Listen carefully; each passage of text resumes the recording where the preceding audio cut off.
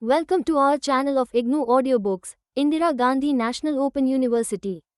School of Agriculture, SOA. Certificate in Poultry Farming, CPF. OLPI 001 Poultry Housing and Management. Block 1 Housing and Equipment. Unit 2 Housing Systems. 2.0 Objectives. After studying this unit, you will be able to compare different types of housing poultry, recognize different poultry house designs, and judge the design of houses for other poultry species. 2.1 Introduction. In the previous unit, you have learnt about the principles of housing poultry and the prerequisites of a poultry house. There are different types of housing systems in the rearing of poultry viz. Extensive, semi-intensive, intensive and alternate systems. Each system of housing has its own advantages and disadvantages.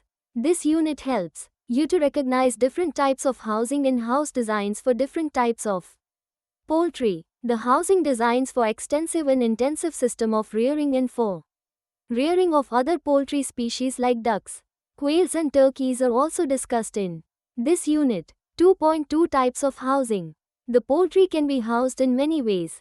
You may wonder how the birds were reared before commercialization of poultry industry. You are perfect in your doubts.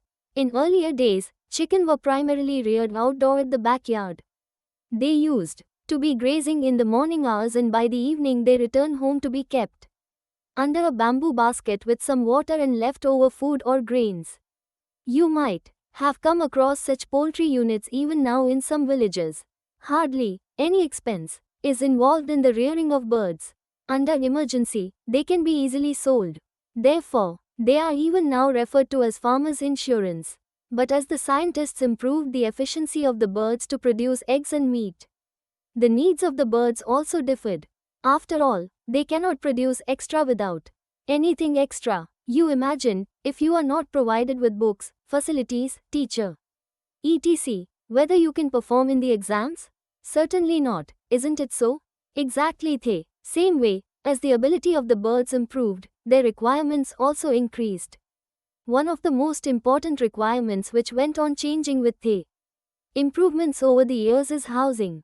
Each of the systems has its own advantages and disadvantages. It is left to the farmer to decide upon which type of housing he or she wants. Types of housing systems are as follows. 2.2.1 Extensive System.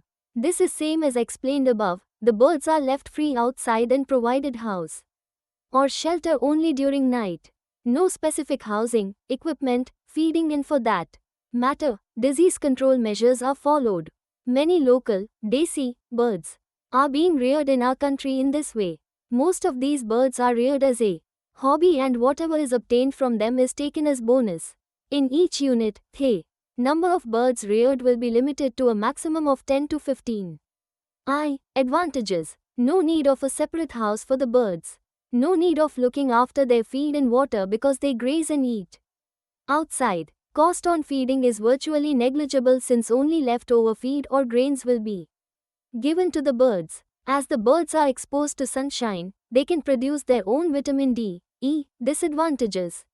Birds are likely to be eaten away by predators like dogs, eagles etc. There can be losses due to theft. They are exposed to all diseases. Some of them can spread to humans also. You may be aware of bird flu outbreaks in Maharashtra, Assam, Sikkim, West Bengal and Tripura. You might have read in papers. Lakhs of birds were killed to control the spread of disease to the nearby villages. More likely to have parasites both inside, endoparasite, and on the body, ectoparasite. They may not get proper food. Due to above factors, they produce very few eggs, say about 50 to 60 in a year. They weigh very less, about 1.0 to 1.2 kilograms when they are sold after 18 months of age. 2.2.2 Semi-extensive system. It is also called semi-intensive system. This system consists of a separate shelter for the birds during the night in which water and some feed is provided. Fig. 2.2. Litter material is spread on the floor. This shelter will be fenced all round, giving sufficient area for the birds to graze during the day. Obviously, area available for grazing depends on the land covered by the fence. However, this system is popular for rearing turkeys and ducks than chicken. In case of ducks, a pond for them to swim may also be provided. Shelter is constructed similar to a deep litter house which you have learnt in the previous unit. Look at the screen. Fig. 2.2 Semi-intensive system of housing. Advantages. Birds are given some care at least during the night. Even during the day, due to fencing, chances of theft are also minimized. Fencing also limits predator attacks and diseases. As the birds are exposed to sunshine, they can produce their own vitamin D. Disadvantages. Requires more land. Though reduced, predators are not totally restricted. Losses due to theft also are not eliminated due to fencing alone. Unless specific vaccination program is followed, the birds are also exposed to diseases. They are also more likely to have parasites both inside and on the body. They may not get proper food, because only during night, some feed is given, which need not be a standard one. They also produce very few eggs, say about 50 to 60 in a year. They weigh less. 2.2.3 Intensive system. Due to improvements in the ability of birds to grow and produce, extensive and semi-extensive systems are not commercially practiced in our country. The word intensive means more concentrated or more numbers per unit area or more intensity. Therefore, in all the systems under this category, more birds can be reared in a given area than in semi-extensive or extensive systems. There will be no area given outside the house. That means they are restricted into a house where they are provided with food, water and all other requirements. Therefore, intensive system can also be called in-house system. Since the birds are kept indoor always, they need to be provided with vitamin D through feed or water. Deep litter, cage, all slat and litter are the intensive systems of rearing chicken. Of these, in India, deep litter and cage systems are more popular. Therefore, these two systems will be discussed in details while the others will be discussed in brief. Deep litter system. In this system, birds are left free on the floor. Fig. 2.3. To avoid cleaning of the floor, every day, material which can absorb moisture is spread on the floor before leaving the birds on it. The material which is spread to absorb moisture is called as litter material. Therefore, litter material with feces produced by the birds accumulates, and bacteria in such material decompose and form very good manure. Since the litter becomes deeper day by day, the system is referred to as deep litter system. Birds do scratch and peck in the litter and even get certain vitamins and unknown growth factors while doing so. Most of the broilers in India are being reared under this system. Now, you may raise a question, what are the characteristics of a good litter material? And which are the popular ones used? Characteristics of good litter material. A good litter material should be light in weight, be fairly coarse to prevent caking, be highly absorbent, dry rapidly by releasing absorbed moisture into the incoming air, be soft and compressible, be cheap, form part of the manure, and be easily available during all times of the year. Commonly used litter material. Paddy straw, ground nut shells, wood shavings, maize cobs, maize straw etc. can be used as litter material, and paddy straw is by far the most commonly employed one. Now, you will be interested to know what are the advantages and disadvantages of this system of rearing poultry. See, advantages. Deep litter keeps cool during summer and warm during winter. Hence, birds will be comfortable during all seasons. They can move freely, also adds to their comfort. Birds derive certain unidentified growth factors. There will be no incidence of swellings or damaged breast region in case of broilers. Usually, there will be no problem of ammonia accumulation and house flies in a well-managed deep litter flock. Incidence of broken eggs is very minimal. There will be no problem of caged layer fatigue. There will be uniform distribution of light in the layer house. Initial investment is less when the land cost is low. Welfare requirements of the birds are taken care of. Disadvantages. Less number of birds can be housed in the same space than in cage system. That means more land is required than in cage system. Building dimension will be higher than cage system. Therefore, cost of construction of building increases. Remember, you have studied this aspect in Unit 1. There will be more feed wastage due to spilling from feeding trough. Birds consume more feed since they move about more freely, wasting some energy. Litter-borne diseases, diseases that come only from litter, can occur. Especially coccidiosis. Diseases spread faster due to free movement. Cannibalism, pecking and eating, if starts, will be severe when compared to cage system. Similarly, feather pulling, picking and other vices, bad habits, are possible. More number of unclean or dirty eggs is likely. Birds consume more feed per dozen eggs. Broodiness, sitting on eggs to hatch, can be a problem. Nests have to be provided and the eggs have to be collected regularly. There is a chance of egg-eating vice, especially when the eggs are left in nest boxes or on floor for a long time. Fighting among birds, especially cocks, is possible. Requires more labor than cage system. Cage system. Increase in cost of land and availability in wages of labor has made litter system costly. Therefore, an alternate system in which birds are totally restricted to mesh work compartments, cages, was introduced. Fig. 2.4. This saves the cost of litter material, reduces labor requirement and building cost. Most of the layers are grown in cages. All over the world, cages suitable for all age and types of chicken are available.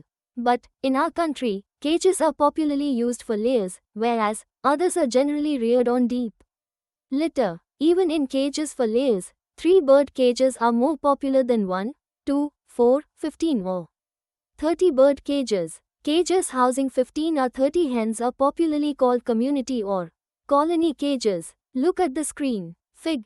2.4. Cage system. A. Advantages. This system can accommodate more number of birds in a given space than any other system. Movement of birds is restricted and hence they consume less feed when compared to other systems. There will be less wastage of feed because movement is restricted.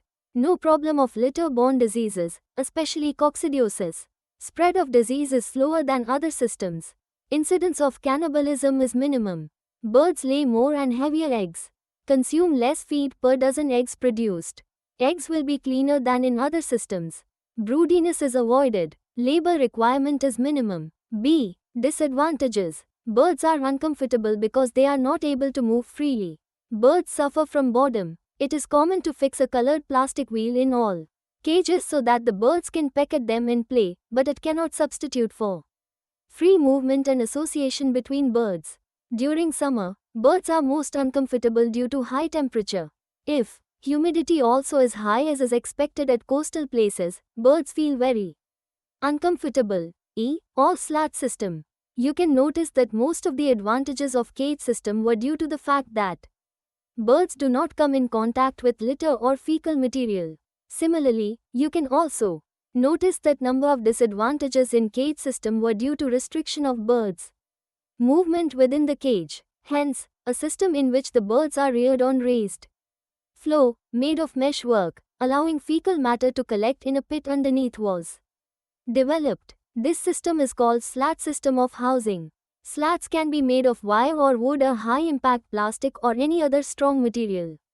They must be 2.50 to 5.00 cm wide and 2.50 cm apart, running lengthwise of the building. They are fixed at 68 cm, to 1/4 of a foot above the floor to allow collection of manure over a period of 1 year for which the birds are grown.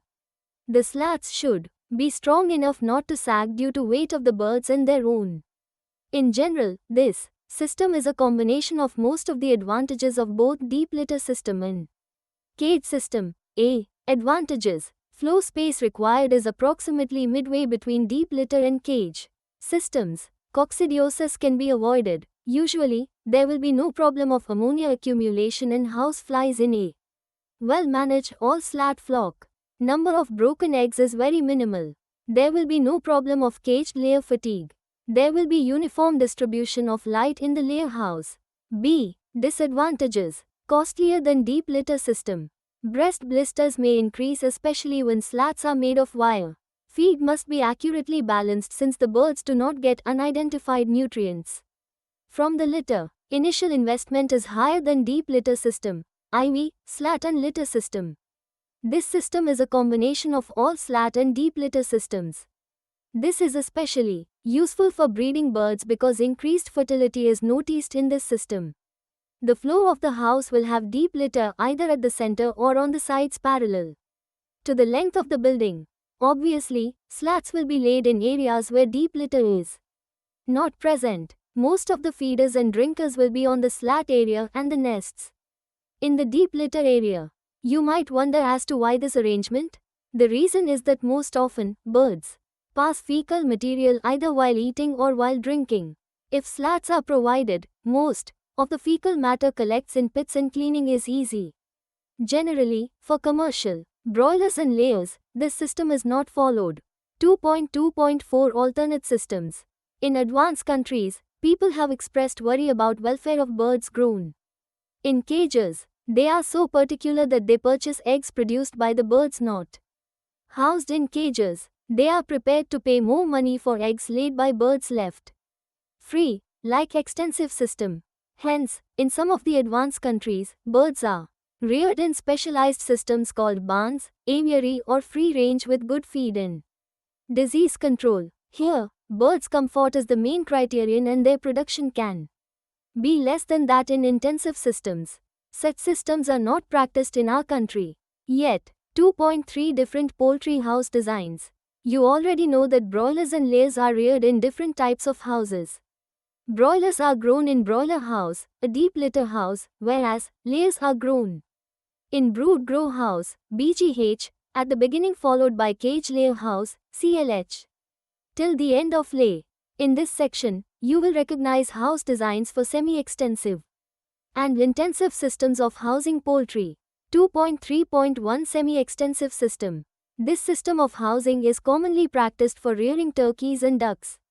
The dimensions of the shelter and enclosure depend on type, age and number of birds to be housed. If cost of construction has to be minimized, shelter can be a simple roof erected on pillars covering 10 to 20% more than the required area for the birds. The walls can be without foundation and made of locally available material. Instead of doors, a gate may be provided.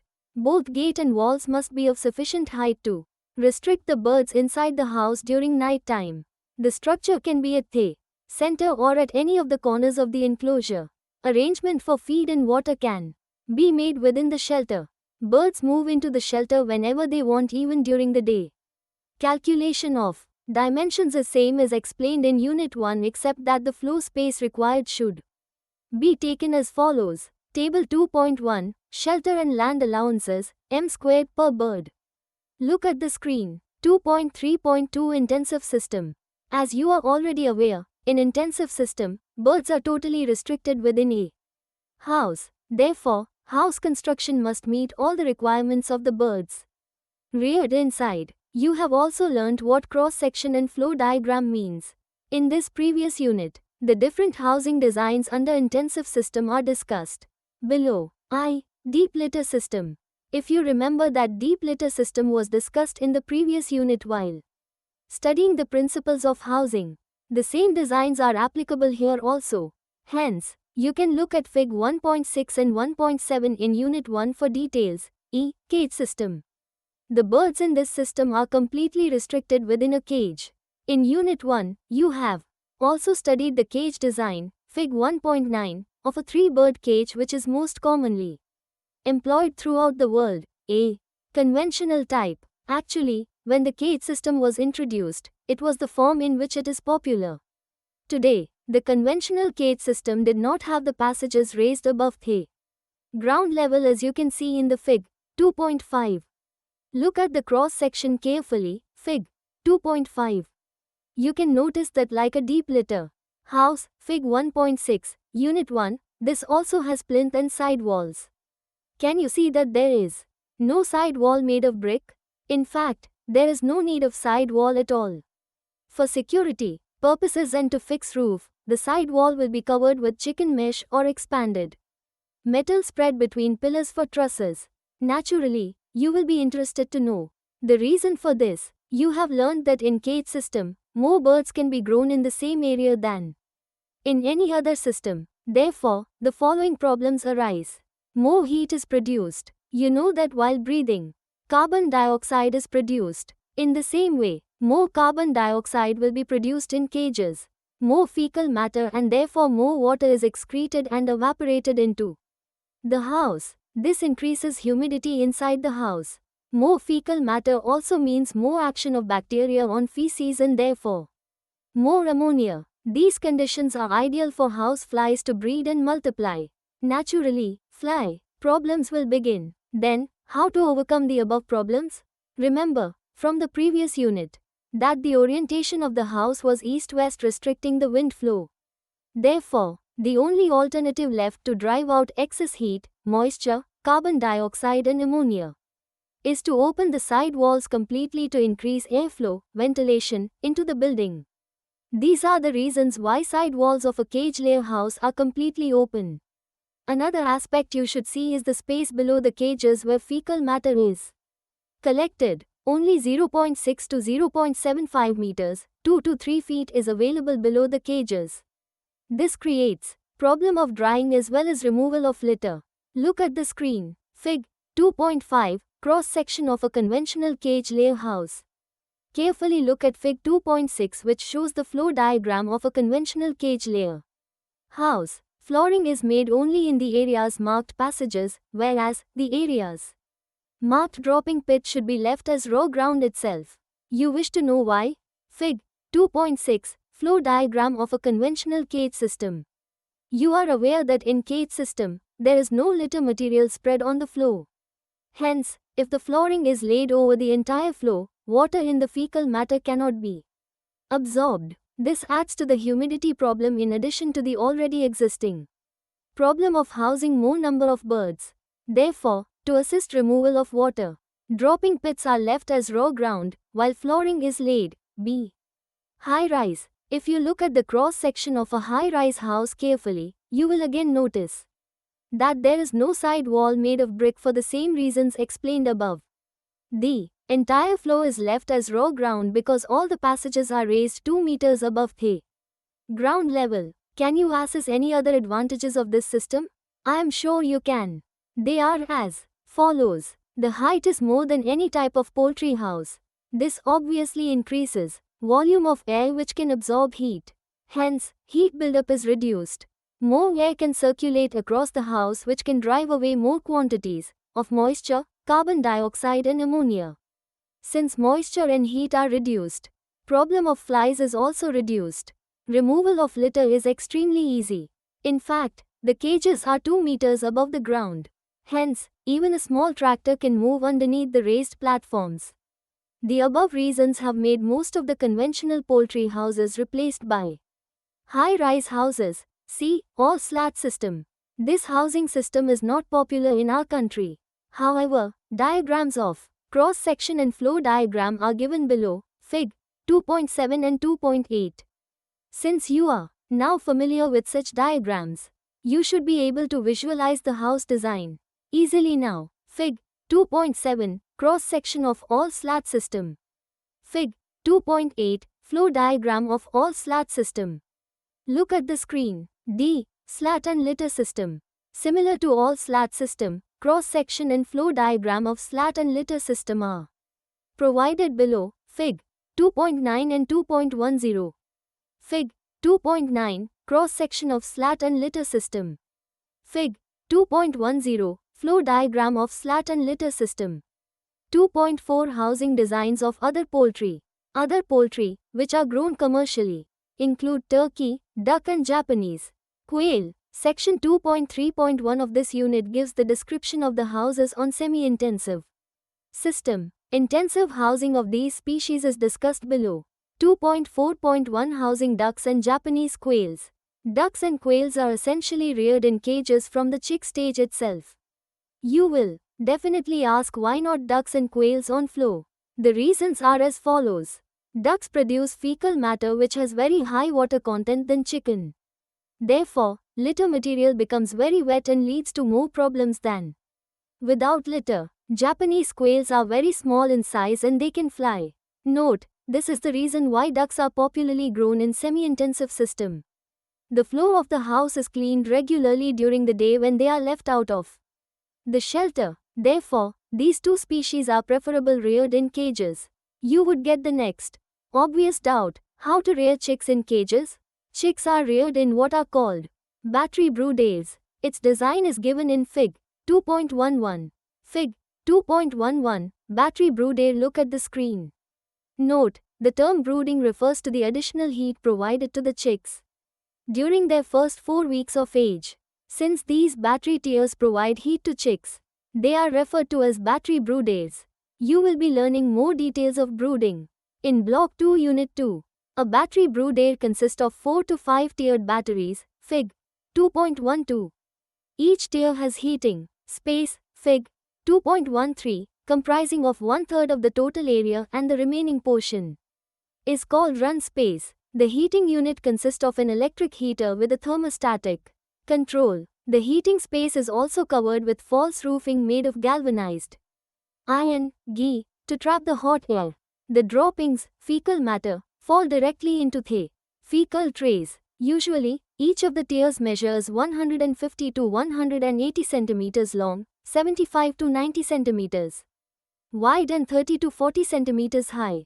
Each of these tiers can accommodate 25 to 35 chicks or ducklings until 6 to 8 weeks of age. Therefore, you can calculate that in an area where only 18 broilers can be grown till market age, nearly 100 broilers can be reared in a battery brooder. Look at the screen. Fig. 2.12, battery brooder for quails. Fig. 2.13, heating space.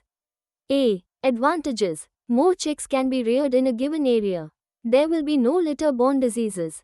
Since movement is restricted, birds spend less energy and hence feed efficiency will be improved. More chicks will survive in this method. Labor requirement is minimum. Control of temperature is more accurate. B. Disadvantages. Initial investment is very high. Birds are uncomfortable because of restricted movement. Broken legs, breast blisters, and other diseases may appear. Fecal trays need to be regularly cleaned. Depending on the number of battery brooders to be housed, building dimensions will be calculated. You must take care that at least 3 meters, 10 feet, distance is allowed all round a battery brooder for easy movement and to perform day-to-day activities. Japanese quails start laying eggs by 8 weeks of age.